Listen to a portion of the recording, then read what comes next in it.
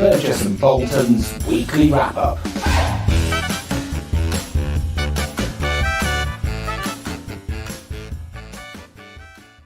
Action.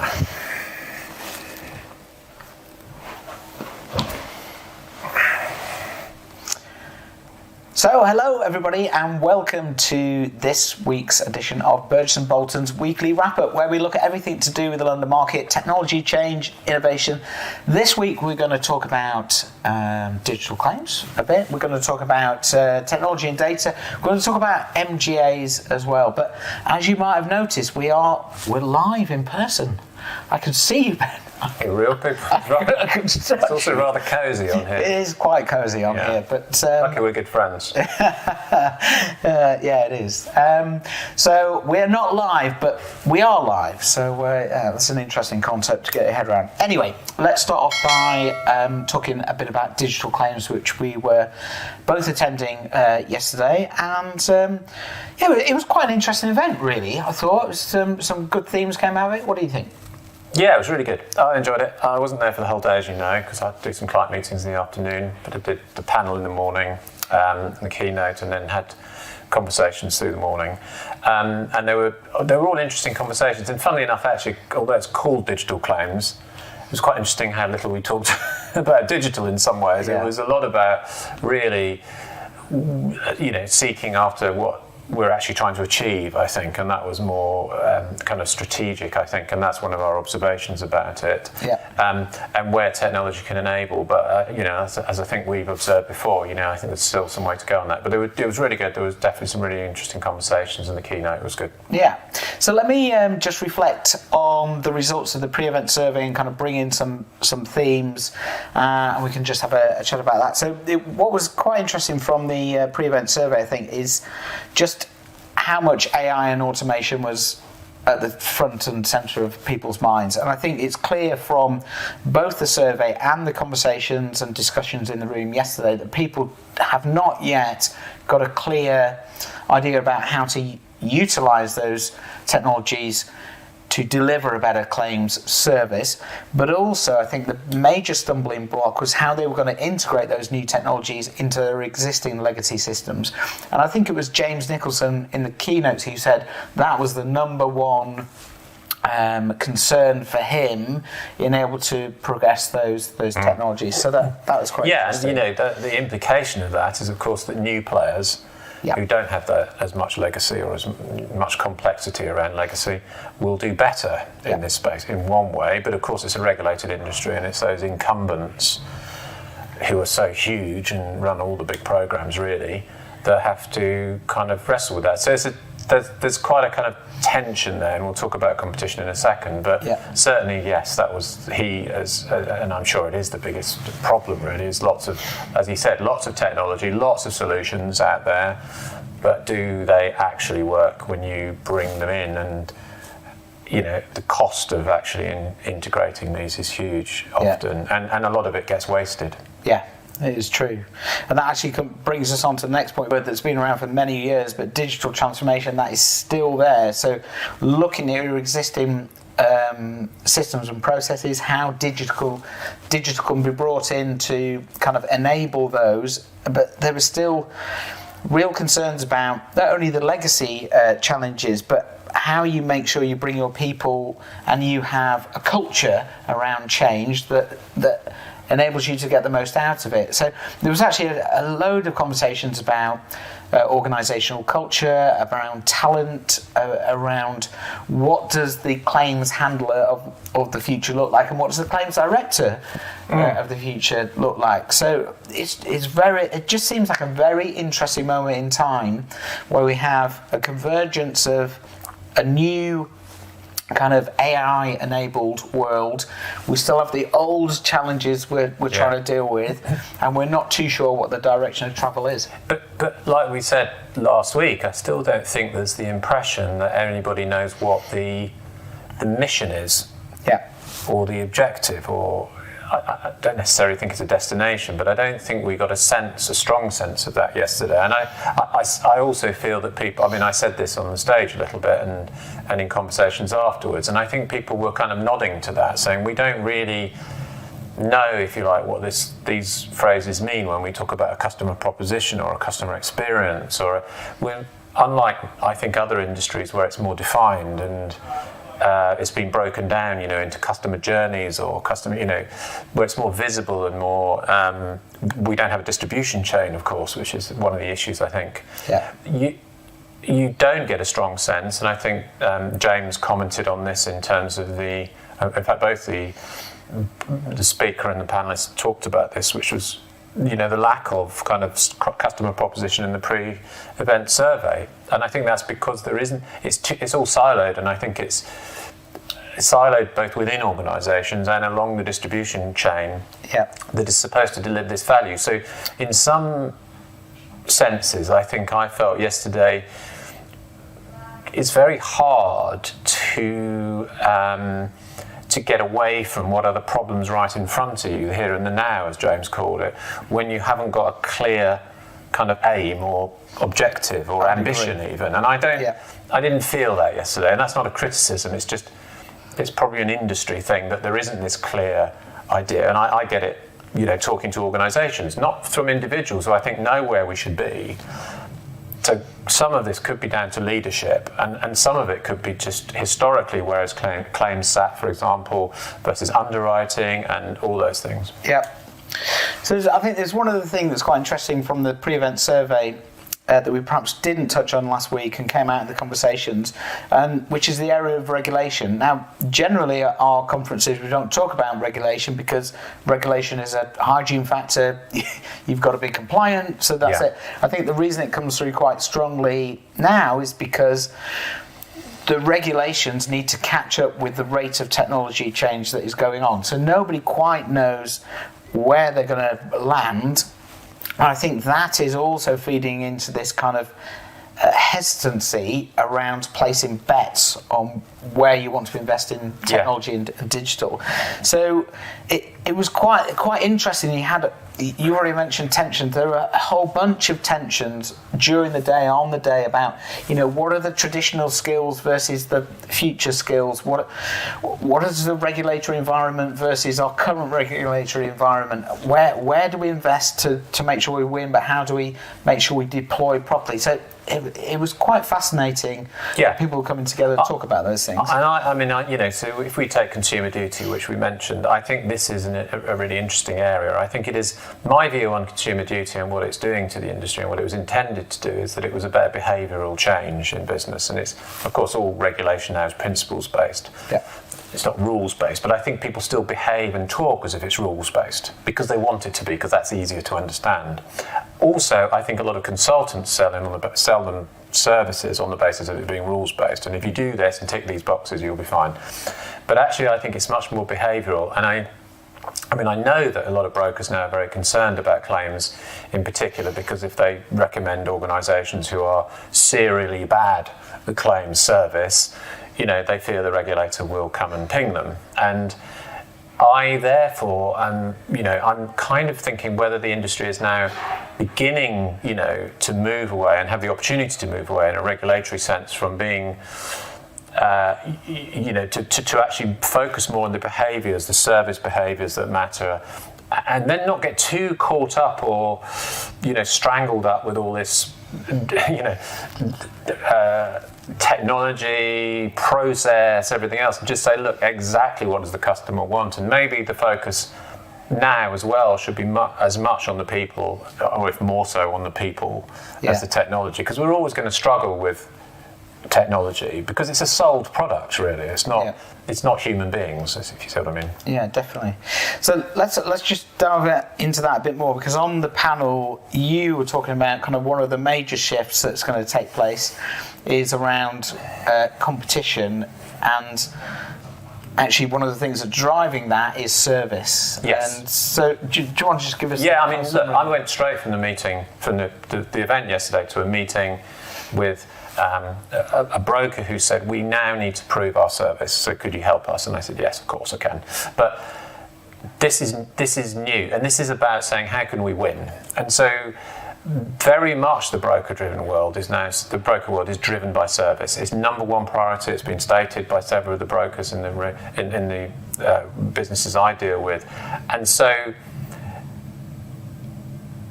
where you sit in this distribution chain means that you could sit back off service. So carriers, to some extent, might sit back off service and say, well, that's kind of brokers just talking about it, and we'll just deliver capital solutions or whatever, or claims payments. But actually, I think everybody does get caught up in that because it's very important. So I think in a real sense, not just a regulatory sense, although that propels it forward a bit, there is genuine desire or belief that you can only win around service. So this focus is happening without question, and that's where the competition is. And I think the insurers, you can look at them in two ways. We're either part of this, we've got a brand, we've got a proposition, and we're part of the value chain, or we're just a kind of money shop that provides capital, policies and claims payments. And I think now carriers will have to decide what they are, and you might argue that lead follow in the market is London, for example, is done in an automated, algorithmic way. Yep. So that's kind of one way of doing it for that stuff that doesn't need that service. But without doubt, I think that competition will drive everything. So one way or another, whether it's through digital or people, it will have to be delivered, because I don't think the broking world will tolerate slow claim service or poor claim service in future. I think they will, and I mentioned obviously MGAs and the amount of outsourcing that is now happening. That outsourcing is happening because big carriers are saying we can't manage the administration of claims. In terms of the volume, we need companies with specialist software and specialist capabilities and service ethos, you might argue. So I think that as well, going towards MGAs, going to TPAs, whatever you call this, fronting organisations, I think that's a big shift as well. And it's part of this, if you like, I think a kind of sectionalisation, if I can say the word, of the industry, where I likened it to the car industry, or you wouldn't buy a car from BMW, you'd buy it from a franchise operation that's good at that stuff and is there to make money and profit from doing that job. So I feel we're moving into a more fragmented, not fragmented, but a more job-specific industry. Yeah. And that you might, and this also relates to where the data is, sitting in these great institutional businesses is a problem. And you've got to free the data somehow to be in these fronting places where they can be, if I have a claim, then the data's right there, and someone can deal with it and solve my problem. I think, and let's just push that a bit more. So there was another question, or there was a theme throughout the day, which was around talent, and how are you going to bring through kind of your next generation of claims leaders if they're not going to have the experience of dealing with the 10 years of whatever processing claims, because the technology will take that away from them because it becomes so sophisticated. And I actually think, coming back to your thing around service, I think if you're motivated by serving customers, you do not need to have perhaps that technical knowledge that you did 10 years ago. So if I look at my business, my business has changed, events have changed over the last 10 years because the internet has become more sophisticated. So actually we need to develop more of an experience on the day, because otherwise you can just go to the internet and get it. So the people who were working 10 years ago in that event space, and I employ people who are working now, they don't need to know really what it was like 10 years ago. No. They just need to know what it's like now, but have that crystal clear idea about what the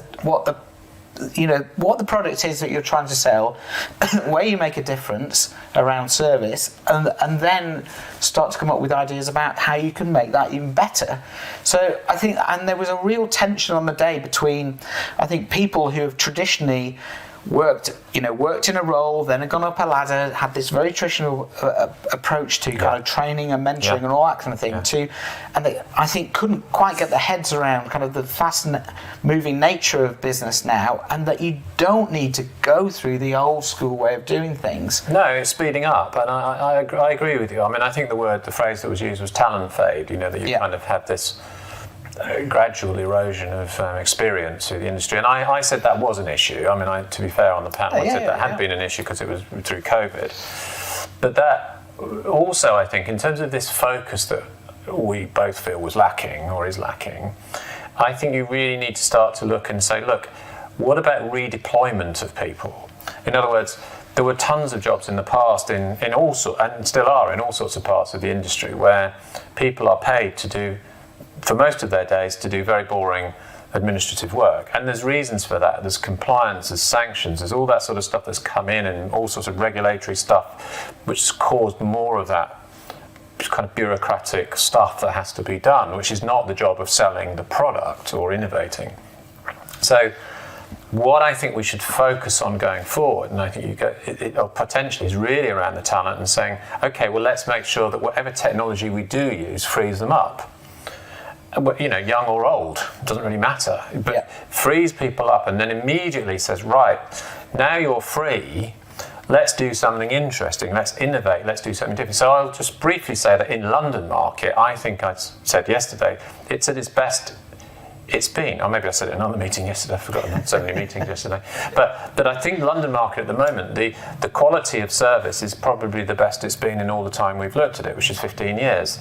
And one of the reasons for that, I think, is that the ecosystem in inverted commas, the social networks that exist are very important, and there's research to support that. But that creates productivity and ideas because people are interacting all the time. Also because I will say we have something to do with this, or part of it, which is that there was a new breed of younger generation that have come through into those claims lead roles and those head of roles, and they are a bit younger, but they have worked with Gracechurch data and other data, and they use service measures, and they're very kind of scientific about their approach. They're very methodical about their approaches. They're not just, it's all in my head. And it's a feeling. My side, because that was the old way, which is I wrap my arms around and I'm safe because I'm an individual with all this stuff in my head. I think that's much more shared, much more transparent, and it's much better in lots of ways. Now, where I think we haven't moved to yet, and we need to move to, is to innovation. What's the value? The big question I didn't ask yesterday of the audience, we didn't really have time to go into it, is at point of sale, can claims become a USP for an organisation? Can you prove it? And that's a real. I think it's difficult. I think it's an interesting challenge, but it's definitely doable. Yeah. Which is when I buy a policy, I go, the claim will be paid, and we will add value through other services, and we will do this and that and the other. I think that's where we're going to next. We should do. Yeah. Does technology help with that? Well, technology has to catch up with that. I think people should lead that out. Really. Yeah. Good. I think one more theme just before we leave for digital claims, and something that we talk about as well, is kind of just the transparency and the way that we still need to crack the communication nuts. A lot of the problems that we were talking about yesterday could be solved by actually just having clear communications. And funnily enough, in the drinks afterwards, I was shown a claims email, a live one that was going on around a car accident, and it was appalling. It was firstly written as if they hadn't heard from the customer in ages, where actually the customer had been ringing up every day going, where the hell's my claim? It said, we haven't heard about this claim, are you still going to proceed? Yeah. It was full of typos. It was terrible. So, and there was a real, I think there was an assumption that call centres and the people you got in your organisation are brilliant, and they deal with customers all the time, and they answer the phone, and they do all this stuff, and they communicate really well. And in reality, they don't. So we need to find this space where technology can come in and really help with that, and it's so easy to do. And I think it can, and I think you should look at the call centres as places where you can do this in a kind of mass market environment of service, because I reckon, and I've done some work on this, and we will probably do more, but I think those are the places where you kind of learn how you can industrialise service. And we do need to do that. We're a big industry, right? And it's not all specialist London market stuff. But industrialising it so that people do have a part of it and they have interesting jobs as well. But I think that's really where technology should do the heavy lifting. And so, I mean, your example is, yes, you need to train those people not to run administrative systems and push buttons, and follow trails of digital stuff. I think they should be there saying, right, I'm going to pick up the phone, I'm going to talk to a customer, and I'm going to build so there won't be that fade of experience. The experience from day one of this job and through the rest of their careers will be talking to people about what the actual product does in all parts of the chain. And I think that's so important, Definitely. Okay, so let's move on. We wanted to talk a bit about data and then technology and service. So, and this came out of the conference, but I think it's something that has been talked about for a long time. I remember putting on data analytics events maybe like 9 or 10 years ago, which kind of fizzled out. And people were a bit interested. It was around the time of big data was a buzzword, and then Internet of Things and all this kind of stuff. But I think now what's different in the conversations that we're having is that and it's to the point you made earlier, data really does underpin all of these technologies, and if it is stuck in silos and systems and you cannot access it, then you've got a real problem in kind of leveraging them. And I mean, what's your take on it, Ben, in terms of how it's hindering perhaps service? I'm not an expert in data, obviously. I'm an expert in data research-wise, but not the claims data or how it works in systems. But my feeling, and from talking to people, is actually, and it's been said before, that you can have kind of 80% good enough data if you've got good people. Yeah. And I think that's my simple take, is that actually, partly because through COVID we saw that it exposed the processes, but when experienced people started leaving, or good people, let's just say, good service people started leaving, which a lot did in a lot of organisations, the insurers said, well, we've lost good people, we've lost talent, but those were the people, in my view, who were able to override and give good service and make judgments and solve problems, even though the data might have been poor. And I think, therefore, we could spend way too much time on trying to get a perfect solution around data. And, where data goes in at the front end of these things, we know that there's far too many questions asked, there's far too much stuff that goes in for all the wrong reasons. So when you get to the back end, that's all sometimes, I think, more confusing than not. And we've all been in claims situations, or any financial services, quite frankly, where what they put in at the beginning now hampers the back end. Yeah. And you need somebody who knows that, essentially, to talk to somebody else to say, okay, well, we'll discard 90% of that stuff because it's not even relevant to this, and we look at that one thing there, and that shows that it's actually okay, and we could pay the claim. And so you're back to people, you're back to saying, look, data is never going to be perfect, but as long as we've got stuff that's good enough, in the right place, and that's the important thing, it's in the right place, at the right time, that's good. The other area I would talk about a bit, and I did mention it yesterday, is things like claims portals. When those are used well with good teams of people, they really smash up your NPS scores. We've got evidence, strong evidence of that. 10, 15 points you can be up. And that's the combo of the two. Of course, people take the self-service bit for granted, but actually that's kind of freed up people. Yeah. But when the two things happen together, when it's just the technology on its own, it doesn't move you much. It moves you a bit, but not very much. So that's very interesting. A little bit of technology and a little bit of good data with good people seems to me to be the secret. Yeah. It's a secret recipe. That's it. And I think you're right. And how long have we been talking about this?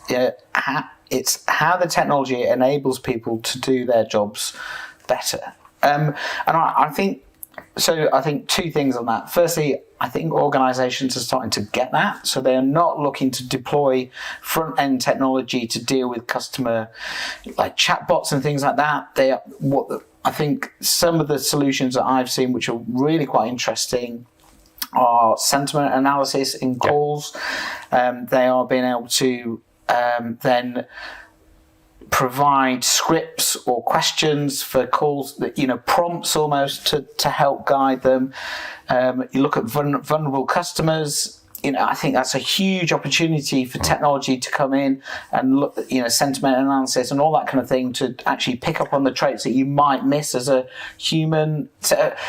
But it's about bringing fundamentally it's about bringing the two things together to make the sum of the parts more than what it was. I was going to just add that one of the things about experimentation, I wonder how much experimentation takes place, which is really experimentation, because your mention of vulnerable customers reminds me of some work we're doing and how people with mental health issues or any kind of anxiety or stress find financial services dealing with these organisations very overwhelming. Yeah. And I know why. I mean, I'm just buying a house and it's a nightmare. I mean, the amount of bureaucracy and largely unnecessary bureaucracy that's brought in by regulators has been introduced into the whole process of, judging or assessing or evaluating people and finance.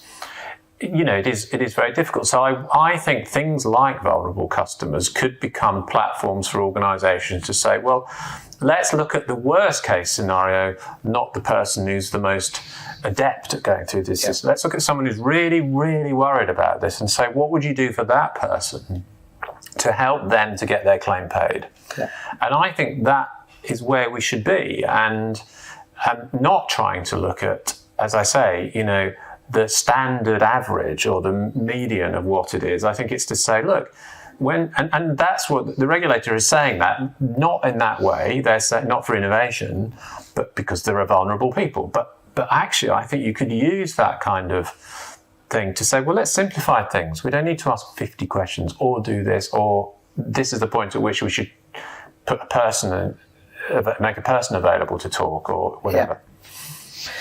Interesting stuff. So I think we're going to be developing that for a conference we're going to run in November. I don't want to say too much about it because it's secret squirrels and all that kind of thing. Very good. Okay, let's. That's quite right. Good timing.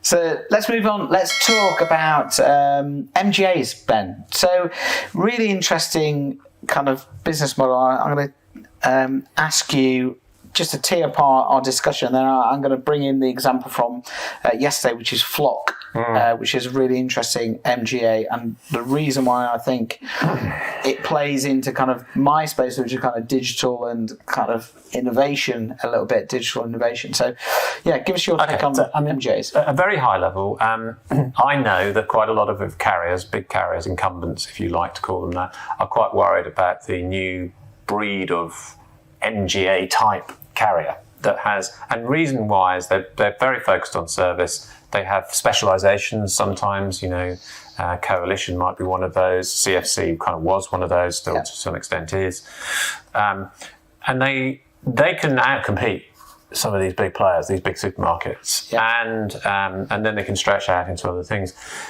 Primarily, I think they work around great communication, good marketing, sales. They're actually really good at selling their product. They know what it is and what it does, and a clear focus, I think, on service as well. So they really are much closer to the customer. So I think that's where.